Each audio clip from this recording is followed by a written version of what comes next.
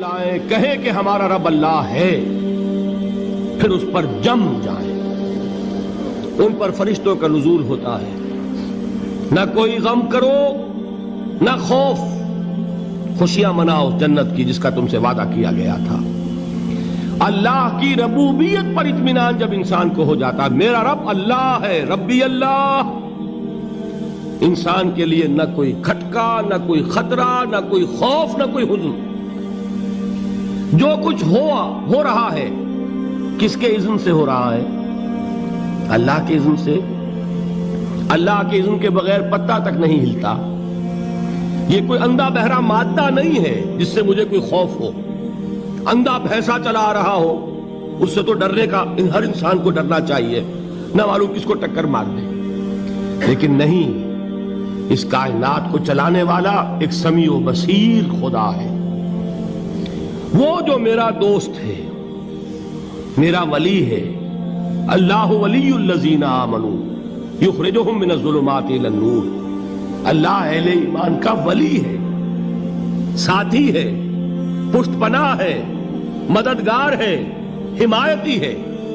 بتائیے جسے یقین ہو جائے کہ اللہ میرا مددگار، اللہ میرا محافظ، اللہ میرا پشت پناہ، اللہ میرا حمایتی، اس کے لیے کوئی خوف ہوگا؟ اس سے کوئی ڈر ہوگا؟ میں مثال دیا کرتا ہوں ایک بہت سادہ پنجاب کے دیہات کی۔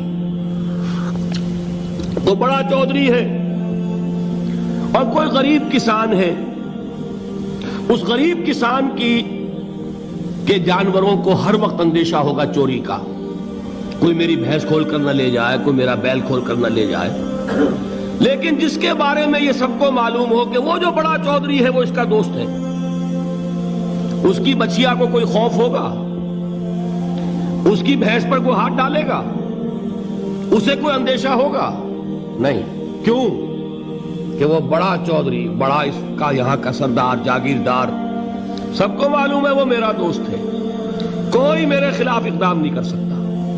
اس دنیا میں یہ چھوٹی سی بات اگر آپ کے دلی اطمینان اور سکون کا باعث بن سکتی ہے تو ذرا تصور کیجئے۔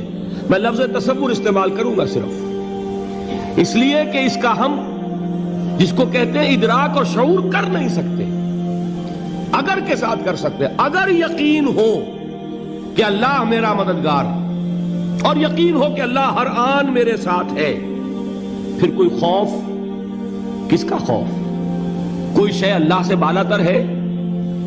کوئی قوت اس سے زیادہ طاقتور ہے؟ کوئی اس کے ارادے کو بدلنے والا ہے؟ کوئی اس کی مشیت کے آڑے آنے والا ہے؟ یہی بات ہے جو حضور نے فرمائی۔ یہ ایمان کا حاصل ہے لب لباب، کہ دیکھو اچھی طرح اس بات کو ذہن نشین کر لو، اگر تمام انسان مل کر تمہیں کوئی نقصان پہنچانا چاہے نہیں پہنچا سکتے مگر جو کچھ اللہ نے لکھ دیا ہو، اور تمام انسان مل کر تمہیں کوئی نفع پہنچانا چاہے نہیں پہنچا سکتے مگر وہ شے جو اللہ نے طے کر دی۔ آپ پھر میں کہوں گا ذرا طاری کیجئے، اسے فرض کیجئے، اسے سوچئے۔ اگر اس حدیث پر ہمارا دل ٹھکا ہوا ہو تو کسی سے ڈر ہوگا؟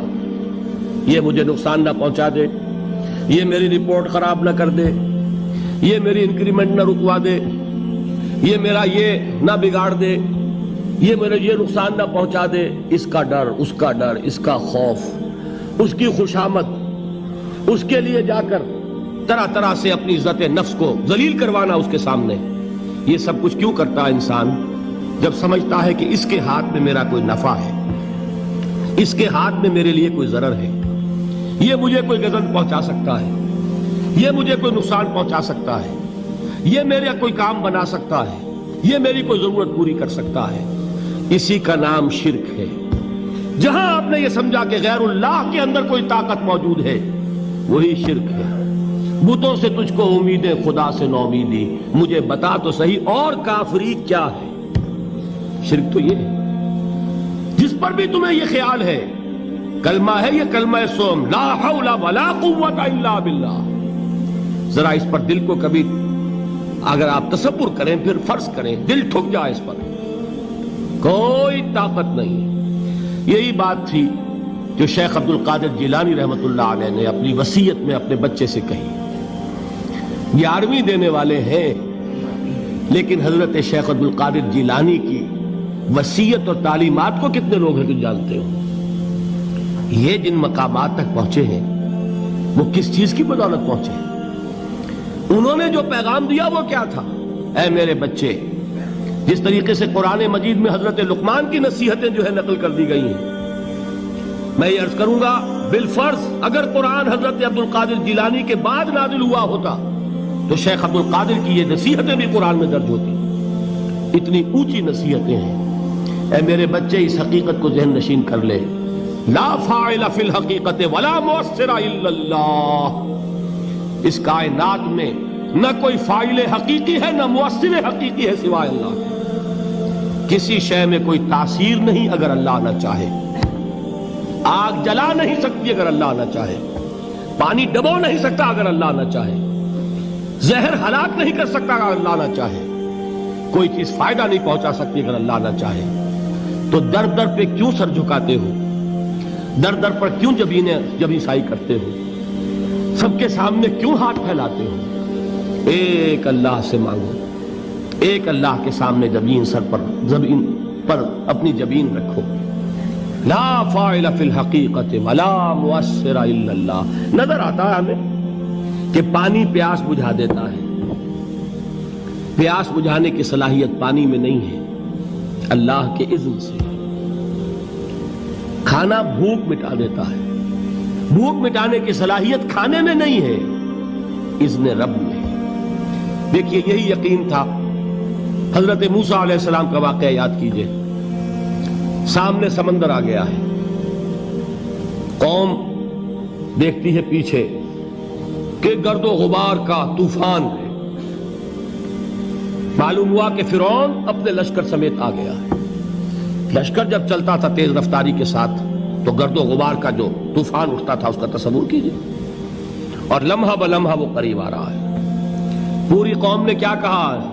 اے موسیٰ انا لمدرکون، اے موسیٰ ہم کو پکڑے گئے. قرآن مجید نے تو یہاں وہ باتیں نہیں لکھی ہیں، لیکن تورات میں یہ درج ہے کہ بنی اسرائیل جھگڑنے لگے، دست و گریبان ہو گئے موسیٰ کے ساتھ. موسیٰ ہمیں یہاں مروایا لا کر، اس سے تو ہم ہی بہتر تھے. وہاں کھانے کو ملتا تھا، زندگی تو تھی، بیگار ہم کر رہے تھے، موت تو نہیں تھی. اب جو کچھ ہوگا اس کا تصور کرو، جس طریقے سے ہمارے ٹکڑے اڑائے جائیں گے. تو لڑ رہے ہیں حضرت موسیٰ علیہ السلام سے. یہ تورات کی تفصیل ہے. قرآن میں صرف اتنا آیا ہے، پریشان ہو کر انہوں نے کہا انا لمدرکون، موسیٰ ہم تو پکڑے گئے. اس وقت موسیٰ کا جواب کیا ہے؟ کلا ان معی ربی سیہدین. نہیں، میرے ساتھ میرا رب ہے، وہ راستہ دے گا. بتائیے کہاں راستہ نظر آ رہا ہے؟ یہ ہے ایمان بالغیب. راستہ نظر نہ آئے تب اللہ پر یقین ایمان ہے. جیب میں پیسے ہوں اور تب دل کو اطمینان ہے تو ایمان کس پر ہوا؟ پیسے پر، اللہ پر نہیں. جب وسائل و ذرائع نہ ہو اور پھر یقین ہو کہ اللہ مسبب الاسباب ہے، وہ اسباب کا پابند نہیں ہے، وہ اسباب کا محتاج نہیں ہے، اسباب اس کے محتاج ہیں. اگر یہ یقین ہے تو اللہ پر ایمان ہے. یہ نہیں ہے تو تمہارا ایمان اسباب پر ہے، وسائل پر ہے، ذرائع پر ہے، مادیات پر ہے، اللہ پر نہیں. اس وقت کہاں راستہ تھا؟ کوئی راستہ تھا؟ سمندر ہے اور ادھر سے لشکر آ گیا ہے. کلا ان معی ربی سیہدین. اب دیکھیے ایمان کہہ دینا آسان ہے، ہوا معکم اینما کنتم، جہاں کہیں بھی تم ہوتے ہو اللہ تمہارے ساتھ ہوتا ہے. لیکن اس کا یقین قائم ہو جائے تو زمین و آسمان کا فرق واقع ہو جائے.